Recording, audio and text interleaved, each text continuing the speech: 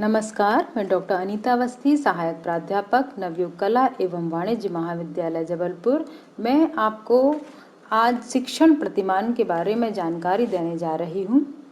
आप सभी जानते हैं कि शिक्षा द्वारा बालक का सर्वांगीण विकास होता है।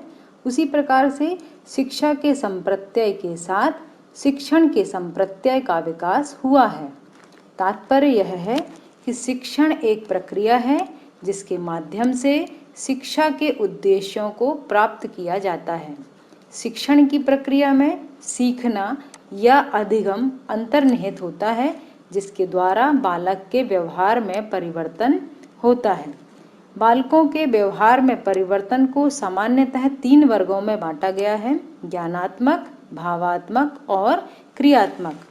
देखा गया है कि कुछ विषयों से ज्ञानात्मक विकास अधिक होता है, कुछ से क्रियात्मक एवं कुछ विषयों से भावात्मक विकास अधिक होता है। शिक्षण कार्य में प्रभावशीलता लाने हेतु अनेक विधियों एवं युक्तियों का विकास किया गया है। शिक्षण के क्षेत्रों में मनोविज्ञान के प्रयोग से शिक्षण को बाल केंद्रित विधियों का उदय हुआ है। उसी प्रकार से शिक्षा तकनीकी ने यह स्पष्ट कर दिया है कि शिक्षण का अर्थ, ध्यान दीजिए, शिक्षण का अर्थ सीखने के लिए उचित परिस्थितियों का निर्माण करना है एवं विद्यार्थियों के ज्ञान, क्रिया एवं भावनाओं के विकास के लिए सीखने की परिस्थितियों का निर्माण करने के लिए योजना बनाना है। इन्हीं विभिन्न योजनाओं को शिक्षण प्रतिमान कहा गया। अर्थात सीखने की परिस्थितियों हेतु जितनी भी प्रकार की योजनाएं बनाई जाती हैं, उसको हम शिक्षण प्रतिमान के अंतर्गत रखते हैं। मॉडल इज आइडियल और शॉर्ट फॉर्म ऑफ ऑब्जेक्ट। साधारण रूप में प्रतिमान या मॉडल वह ऑब्जेक्ट या आदर्श है जो नकल होता हुआ भी वास्तविकता का आभास कराता है। जैसे ताजमहल का छोटा सा मॉडल वास्तविक ताजमहल जैसा ही प्रतीत होता है या आदर्श रूप के रूप में दिखता है। इसी प्रकार जब कोई बिल्डिंग बनाई जा रही होती है तो उसका छोटा मॉडल बनाया जाता है जो कि वास्तविकता का बोध कराता है कि इसी प्रकार से बिल्डिंग का फॉर्मेशन होगा। हम इस प्रकार भी समझ सकते हैं कि किसी छवि को मूर्त रूप देने किसी भी छवि को मूर्त रूप देने हेतु हमें नक्शा, चित्र आदि के रूप में कोई न कोई मॉडल या प्रतिमान की आवश्यकता होती है। इसी प्रकार शिक्षण कार्य में विशिष्ट उद्देश्यों की प्राप्ति हेतु शिक्षण के प्रतिमान को बनाया जाता है। जोइस महोदय के अनुसार शिक्षण प्रतिमान, ध्यान दीजिए, जोइस महोदय के अनुसार शिक्षण प्रतिमान अनुदेशन की वह रूपरेखा है जिसके अंतर्गत विशेष उद्देश्यों की प्राप्ति के लिए विशिष्ट परिस्थितियों का उल्लेख किया जाता है, जिसमें छात्र शिक्षक की अंतःक्रिया इस प्रकार की हो कि बालक के व्यवहार में परिवर्तन लाया जा सके। इस प्रकार हम इस तरह से समझ सकते हैं कि शिक्षण प्रतिमान एक इंस्ट्रक्शनल फॉर्मेट होता है जिसमें कि यह डायरेक्शन होता है कि हमको किस प्रकार के उद्देश्य के लिए शिक्षण कार्य करना है, किस प्रकार की परिस्थितियों को हमको कक्षा में प्रयोग में लाना है, किस प्रकार की अंतःक्रिया छात्र एवं शिक्षक के साथ होगी, साथ ही कौन सी विधियों का, प्रविधियों का एवं युक्तियों का, शिक्षण सहायक सामग्री का एवं मूल्यांकन का प्रयोग शिक्षण कार्य में किया जाएगा। दूसरे शब्दों में शिक्षण प्रतिमान शिक्षण लक्ष्यों की प्राप्ति हेतु सीखने की उचित परिस्थितियों के निर्माण की कार्य प्रणाली के प्रारूप होते हैं। अर्थात किसी भी शिक्षण कार्य हेतु जो लक्ष्य बनाए जाते हैं, उनके लिए जो भी शिक्षण सीखने की परिस्थितियां की आवश्यकता होती है, उसका निर्माण शिक्षण प्रतिमान में दर्शाया जाता है कि हमें किस प्रकार की परिस्थितियों में शिक्षण कार्य करना है। अब हम देखते हैं शिक्षण प्रतिमान की मुख्य क्रियाएं। शिक्षण प्रतिमान की मुख्य क्रियाएं इस प्रकार हैं। फर्स्ट है शैक्षिक लक्ष्यों को व्यवहार परिवर्तन के रूप में प्रस्तुत करना। विद्यार्थियों में विषय के माध्यम से जो परिवर्तन चाहते हैं, क्योंकि हम सभी जानते हैं कि शिक्षा के उद्देश्यों से शैक्षिक उद्देश्यों का फॉर्मेशन होता है।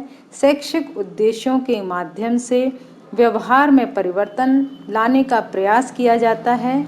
यह व्यवहार में परिवर्तन ही हमको यह दर्शाता है कि हमको कक्षा में किस तरह से या किस तरीके से पढ़ाना है, उसको इसमें लक्ष्य के रूप में प्रस्तुत किया जाता है।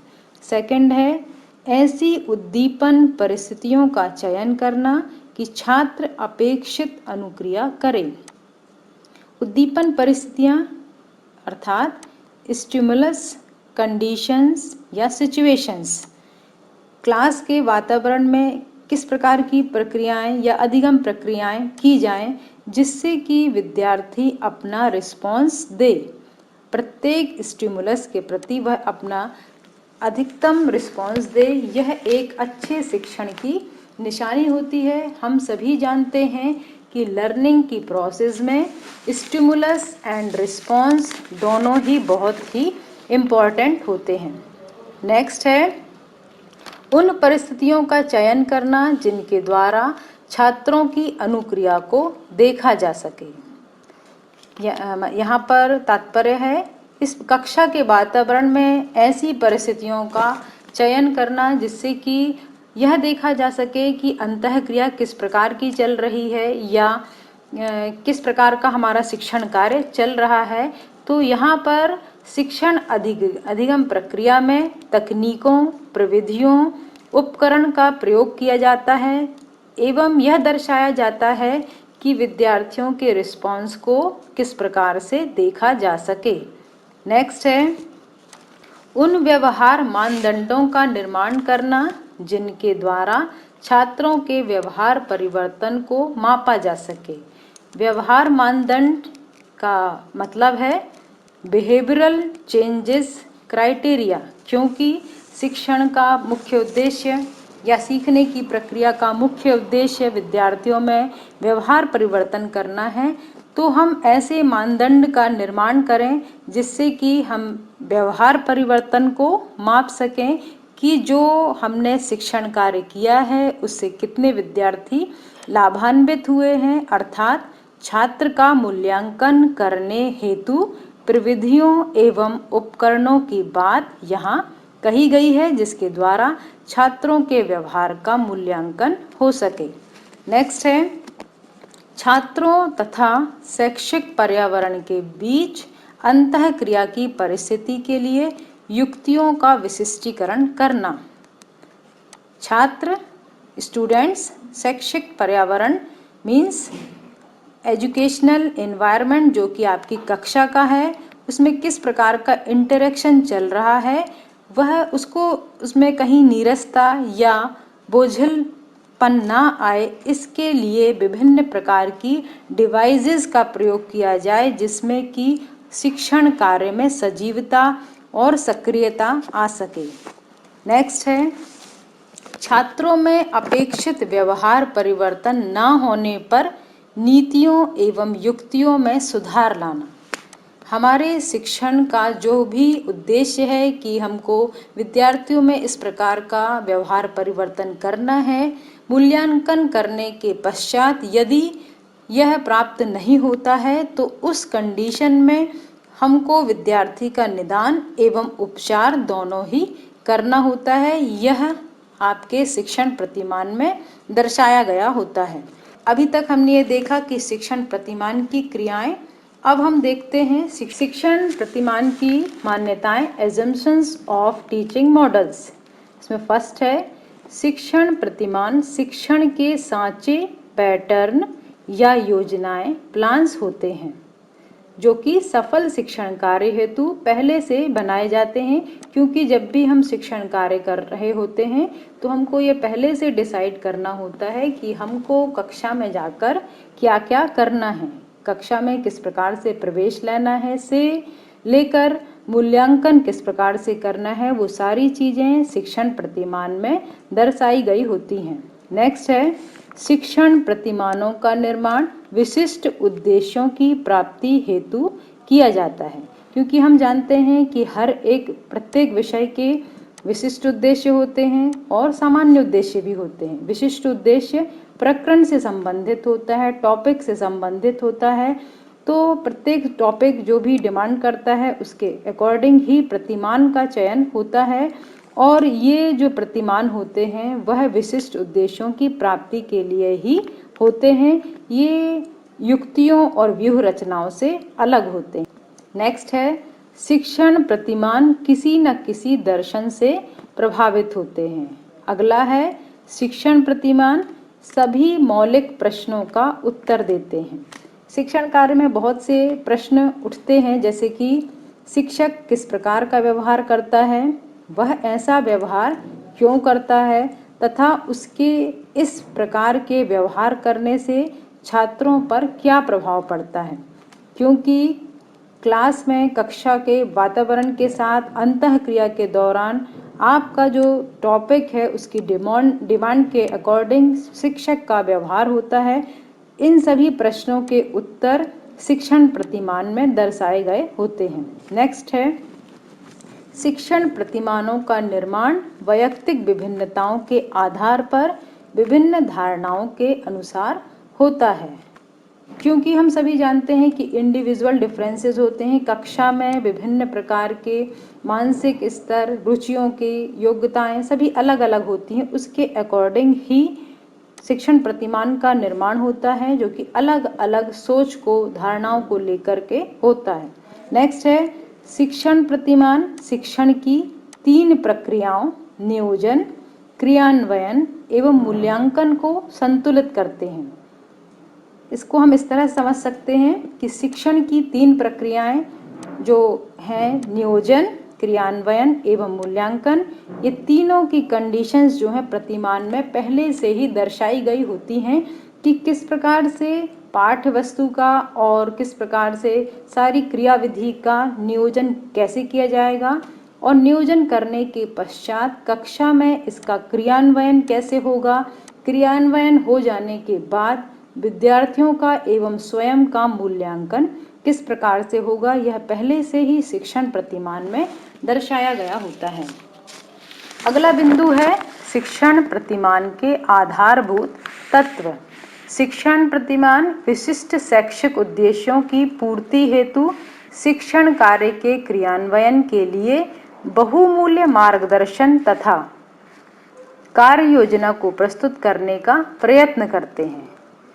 हम इस तरह समझ सकते हैं कि किसी भी शिक्षण को करने के लिए, शिक्षण कार्य को करने के लिए हम जिन भी योजनाओं और मार्गदर्शन को साथ में लेते हैं वह शिक्षण प्रतिमान के रूप में फलीभूत होते हैं। प्रत्येक शिक्षण प्रतिमान के कुछ बेसिक एलिमेंट्स होते हैं जो कि इस प्रकार हैं। फर्स्ट है केंद्र बिंदु, उद्देश्य, फोकस। इसके अंतर्गत शिक्षण लक्ष्यों को व्यवहारगत परिवर्तन के रूप में प्रस्तुत किया जाता है। यह निश्चित किया जाता है कि पर्टिकुलर व्यवहार परिवर्तन के लिए शिक्षण प्रक्रिया किस प्रकार केंद्रित की जाएगी। पहले से ही यह डिसाइड कर लिया जाता है कि जो भी टॉपिक पढ़ाया जाना है उसका मुख्य उद्देश्य क्या है, वह किस प्रकार के व्यवहारगत परिवर्तन को चाहती है या किस प्रकार का विकास पढ़ाने के बाद बच्चों में होगा। सेकंड है संरचना या सिंटैक्स। इसके अंतर्गत सीखने की परिस्थितियों के निर्माण हेतु शिक्षण सोपानों की व्याख्या की जाती है। शिक्षण की क्रियाओं की व्याख्या की जाती है। इसमें यह दर्शाया जाता है कि शिक्षण कार्य के लिए किन युक्तियों, साधनों, सहायक सामग्रियों, तकनीकों का उपयोग किया जाएगा एवं इन सभी के साथ शिक्षक एवं विद्यार्थियों की अनुक्रियाओं के प्रारूप को क्रमबद्ध रूप से निरूपित किया जाता है। अर्थात जब भी हम शिक्षण कार्य करने जाते हैं तो सबसे पहले हमने उद्देश्य को देख लिया है, उसके पश्चात हम यह सोचते हैं कि शिक्षण कार्य को कक्षा में जाकर किस प्रकार से किया जाए। किस स्थान पर शिक्षण सहायक सामग्री की आवश्यकता होगी, किस स्थान पर आपकी विधि और प्रविधियों की आवश्यकता होगी, किस प्रकार से विद्यार्थी क्वेश्चन का उत्तर देंगे, किस प्रकार से शिक्षक अपना क्वेश्चन पूछेंगे या शिक्षक कथन कहेंगे। ये सारी जानकारी आपके सिंटैक्स के अंतर्गत आती है, जिसमें यह दर्शाया जाता है कि आपको कक्षा में किस समय किस जगह क्या कार्य करना है। इसके बाद है सामाजिक प्रणाली, सोशल सिस्टम। शिक्षण अधिगम प्रक्रिया में सफलता लाने के लिए शिक्षक एवं विद्यार्थियों के मध्य अंतःक्रिया होती है। सामाजिक प्रणाली में इन अंतःक्रियाओं के स्वरूप की चर्चा की जाती है और वह निश्चित किया जाता है किस प्रकार से शिक्षक एवं शिक्षार्थी क्या क्या क्रियाएं देंगे। शिक्षण लक्ष्यों के साथ ही सामाजिक प्रणाली का रूप बदलता जाता है, क्योंकि कक्षा का वातावरण सोशल करना है, नीरसता नहीं लानी है, तो इसके लिए आवश्यक है कि कई प्रकार की विधियों और प्रविधियों का प्रयोग करते हुए, एक्टिविटीज़ का प्रयोग करके हम अपनी टीचिंग लर्निंग प्रोसेस को इफ़ेक्टिव और एक्टिव बनाएं, जिसके लिए हम तरह तरह की क्रियाएं करते हैं, अंतः क्रियाएं या इंटरेक्शन करते हैं, जिसके माध्यम से कक्षा का वातावरण सक्रिय हो जाता है। इसके बाद अगला हमारा बिंदु है सहायक प्रणाली, सपोर्ट सिस्टम। इसके अंतर्गत यह स्पष्ट किया जाता है कि शिक्षण के प्रभाव अर्थात सीखने या अपेक्षित व्यवहार परिवर्तन का मापन एवं मूल्यांकन कैसे किया जाएगा। अर्थात हमने देख लिया कक्षा में उद्देश्य देख लिए, उद्देश्य के बाद हमने यह भी जान लिया कि हमको किन किन चीज़ों का प्रयोग करना है, यह भी जान लिया कि किस प्रकार का इंटरेक्शन करना है।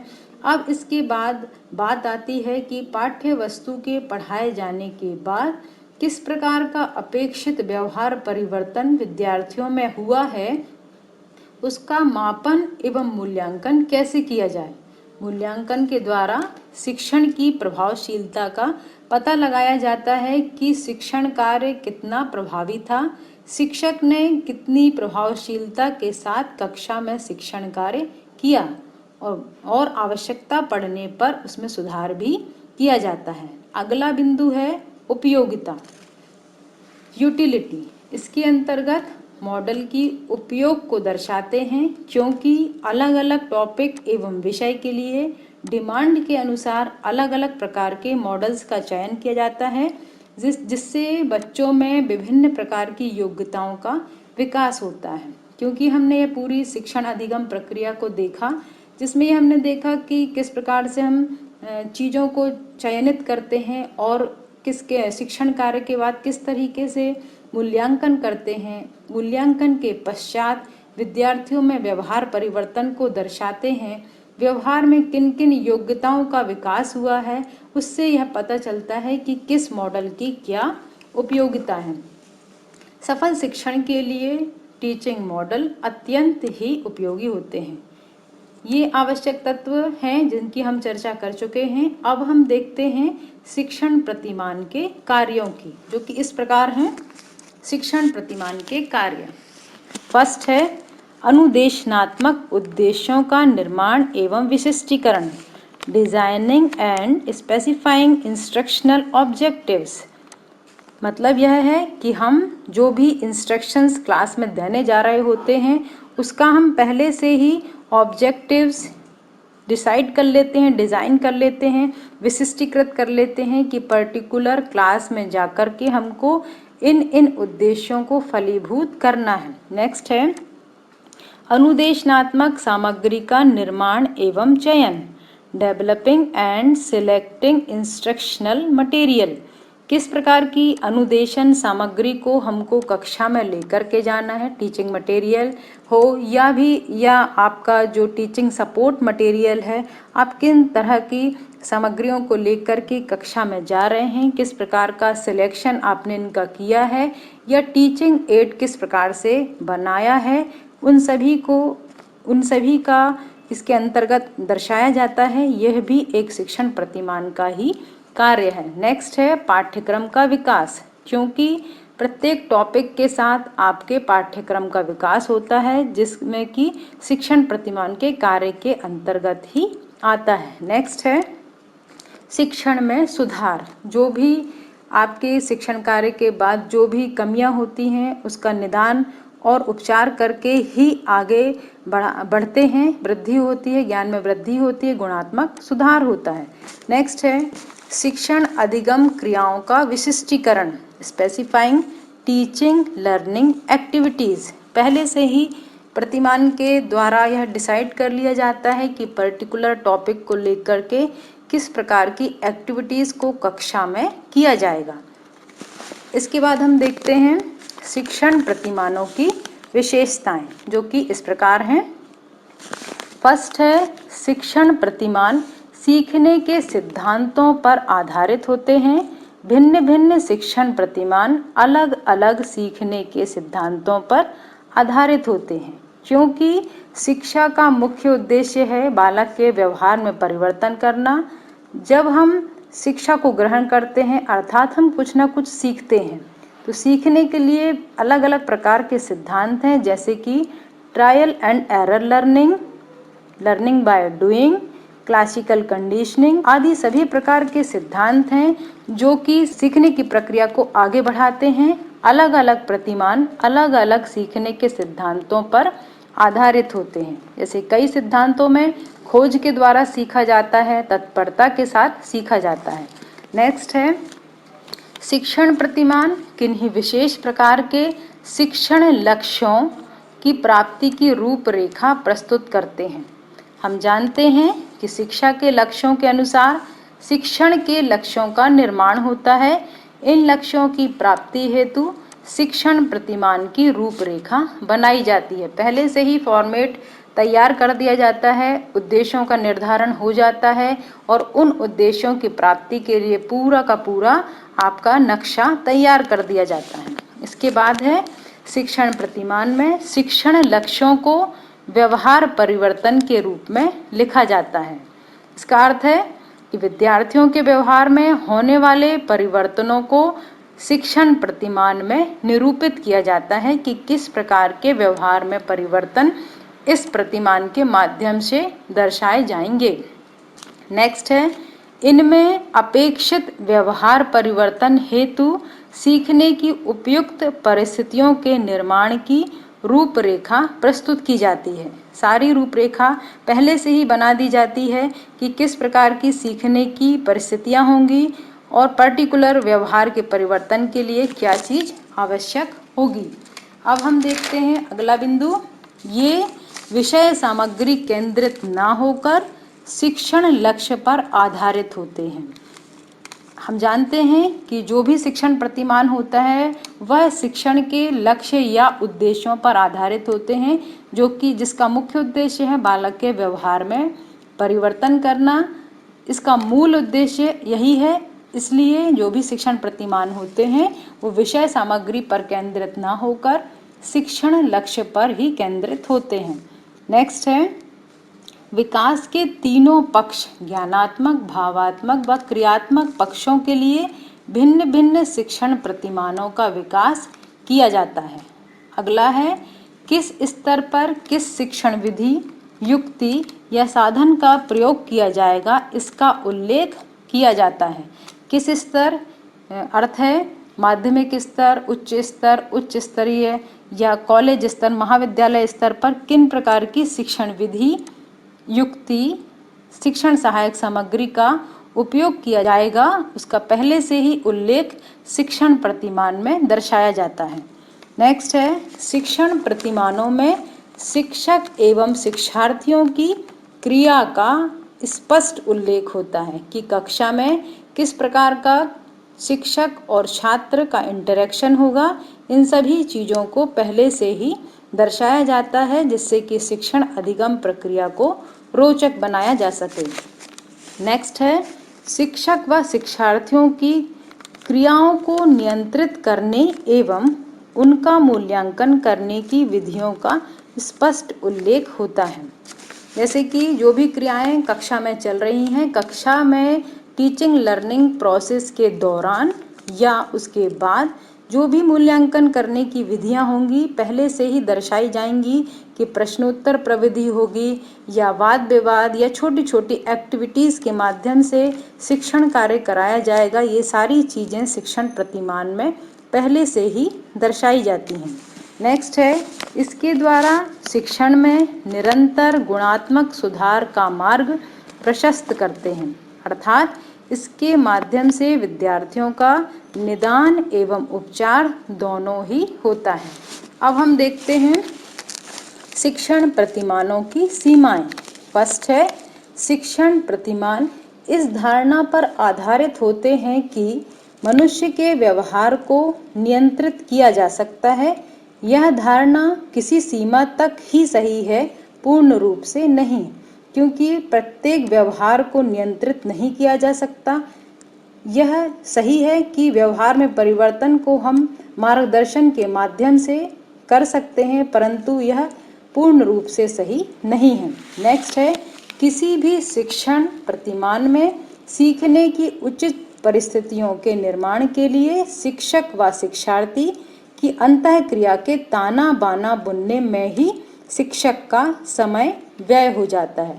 अधिक समय लगता है कि हम यह पहले से डिसाइड करें कि किस प्रकार से प्लानिंग करनी है, कौन कौन से टीचिंग एड का प्रयोग करना है, विधियों का, प्रविधियों का, शिक्षण अंतःक्रियाओं का, इन सभी को बनाने में अधिक समय लगता है, इसलिए यह सीमाओं के अंतर्गत इसको रखा गया है। नेक्स्ट है, सामान्य रूप से शिक्षक शिक्षण प्रतिमानों को समझ नहीं पाता है, इसलिए इसकी यह सीमित रूप को प्रदर्शित करता है। इस प्रकार हमने देखा कि शिक्षण प्रतिमानों के माध्यम से शिक्षा के लक्ष्यों को विद्यार्थियों के व्यवहार परिवर्तन के रूप में पाने के लिए शिक्षण अधिगम प्रक्रिया का एक आदर्श प्रारूप, जिसे शिक्षण प्रतिमान कहते हैं, प्रस्तुत किया गया, जिससे शिक्षकों को किसी पर्टिकुलर टॉपिक या विषय वस्तु को पढ़ाने के लिए मार्गदर्शन प्राप्त होता है कि वह किस प्रकार की विधि, प्रविधि, तकनीकी साधन या शिक्षण सहायक सामग्री का प्रयोग करे, किस प्रकार की मूल्यांकन प्रविधि का प्रयोग करे, कैसी उसकी अंतः क्रियाएं हों।